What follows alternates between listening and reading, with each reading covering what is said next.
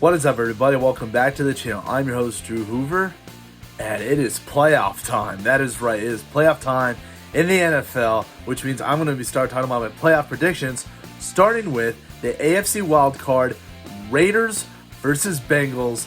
You got the 6th and 7th ranked passing offense facing off against each other in Cincinnati. Should be a tough game.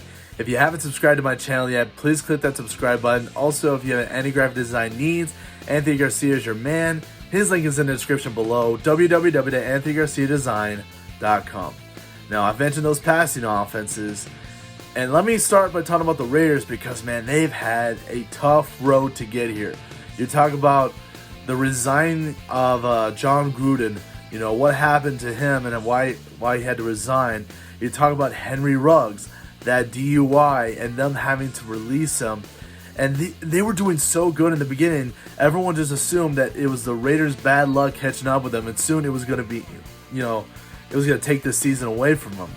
But then you had games like the one they had against the Cowboys on Thanksgiving. You talk about the games that they've had in the last 2 weeks against the Colts, the Chargers, man. They have really stepped it up, and Derek Carr has led the way with 4,804 yards and 23 TDs. You talk about also stepping up a wide receiver, Hunter Renfrow. He is a great story coming out of Clemson. When you talk about being overshadowed by Trevor Lawrence, Travis Etienne, T. Higgins, Justin Ross, and he's the guy that really had to step up when Henry Ruggs went down. And this year, 103 receptions, 1,038 touchdowns, and 1,038 yards and 9 TDs. And honestly, he's almost like the Raiders' Cooper Kupp. He runs those same routes. He's a good route runner, allows himself to get separation. And at the same time, Josh Jacobs is finding a rhythm. You know, he's the one that's been struggling with injuries ever since he got drafted out of Alabama by the Oakland Raiders, who are now the Las Vegas Raiders. I almost tricked you there. But, you know, he really found his rhythm in that Chargers game. So hopefully they can continue to establish the run in the next round. And what really impresses me is how much that defense really steps it up. They still allow a lot of points. But when you talk about playmakers like Max Crosby, you talk about him making the Pro Bowl. You talk about guys like Casey Hayward, you know, making those plays in the secondary.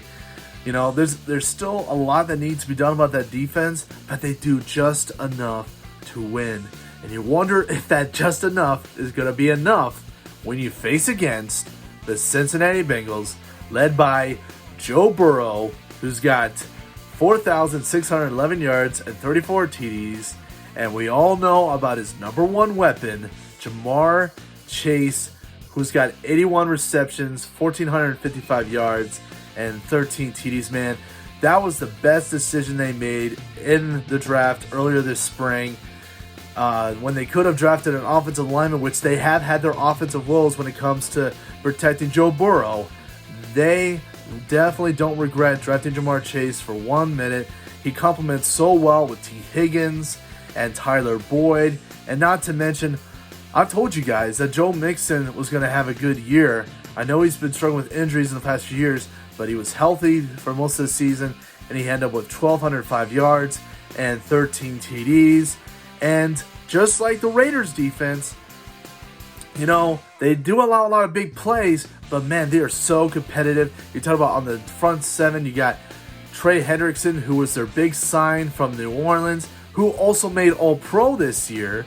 And you're talking about those defensive backs. I've told you this before. There are a lot of good backs. They're just good backs that somehow a lot of big plays. So they're not great, but you know, you talk about defensive backs like Michael Hilton and Von Bell that have had to step it up. Jesse Bates III, you know, who's drafted in the 3rd round out of Wake Forest, who really has been their defensive playmaker on that side of the ball.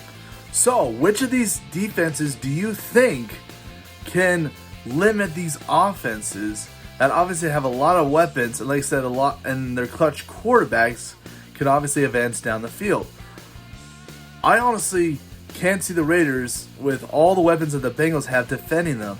Even if you take away Jamar Chase, you got Tyler Boyd, you got T. Higgins, you got Joe Mixon as a wide receiver that could develop out of the backfield. I think this is the Bengals game, and I think the final is 38-28. Final score. I don't think, like I said, I think both these defenses are going to allow big plays, which is going to make this game a lot interesting. And not to mention, I will be at the game for this game. I will be driving down to Cincinnati to watch the Raiders and Bengals play. And I also might try to document my trip and put it on my YouTube channel for all of you to see. Hopefully you'll enjoy it. I'm your host, Drew Hoover, and have a good day, everybody.